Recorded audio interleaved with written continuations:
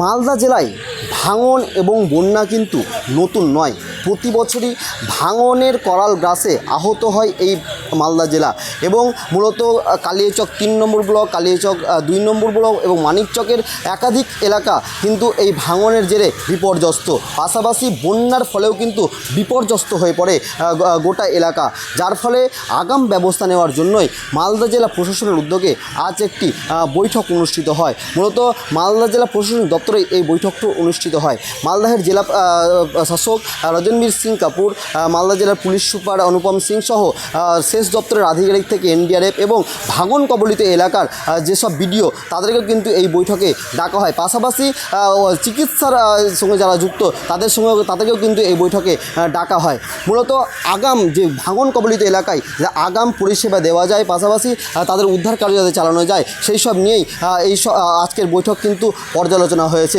করা হলো পশ্চিমবঙ্গে জানেন যে আমাদের বর্ষা শুরু হয়েছে, এই কারণেই এটা আমাদের একটা মিটিং হলো আজকে সমস্ত লাইন ডিপার্টমেন্টকে নিয়ে, যেখানে আমাদের ইরিগেশন দপ্তর থেকে শুরু করে হেলথ সেক্টর, পিএইচই, স্কুলগুলো ছিল, স্কুল এডুকেশন, যা যা রিলেটেড ডিপার্টমেন্টস আছে সবাইকে নিয়ে মিটিং হলো এবং তাতে পুলিশ অফিসিয়ালসরাও ছিলেন, ব্লকের থেকে বিডিও সাহেবরাও ছিলেন।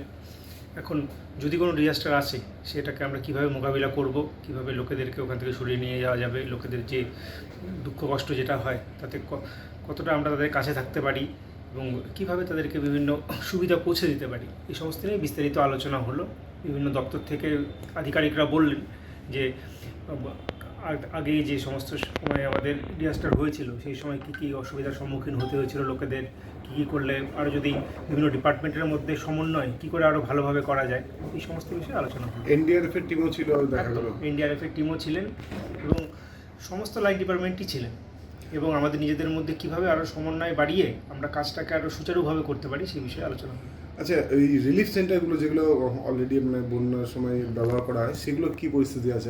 ফ্লাড শেল্টারগুলো কী পরিস্থিতি আছে সেটা ডিটেল আজকে আমরা আলোচনা করলাম, কী করে আরও ভালো করা যায় এবং পরবর্তীতে এটা দেখা যায় যে ধরুন কোনো বন্যা এলো বা নদীর জল বাড়লো, তো সেই সময় হয়তো অনেক জায়গায় সাপের উপদ্রবও বেড়ে যায়, সেটাও বিশেষভাবে আমাদেরকে আমরা বললাম যে আমাদের দপ্তরগুলোকে বলে দেওয়া হলো এই সমস্ত ক্ষেত্রে যেন আমরা নজর রাখি, অ্যান্টিভেনাম যেন আমাদের সাফিসিয়েন্ট পরিমাণে থাকে এবং খাবার দাবার যেগুলো শিশু খাদ্য হোক বা অন্যান্য যা যা বেনিফিটস যেগুলো আমরা দিতে হবে আমাদেরকে সেগুলো যেন আমাদের কাছে ঠিকঠাক থাকে এবং পশু খাদ্যেরও যেন যোগান সঠিক থাকে, সমস্ত বিষয়ে আমরা আলোচনা করব।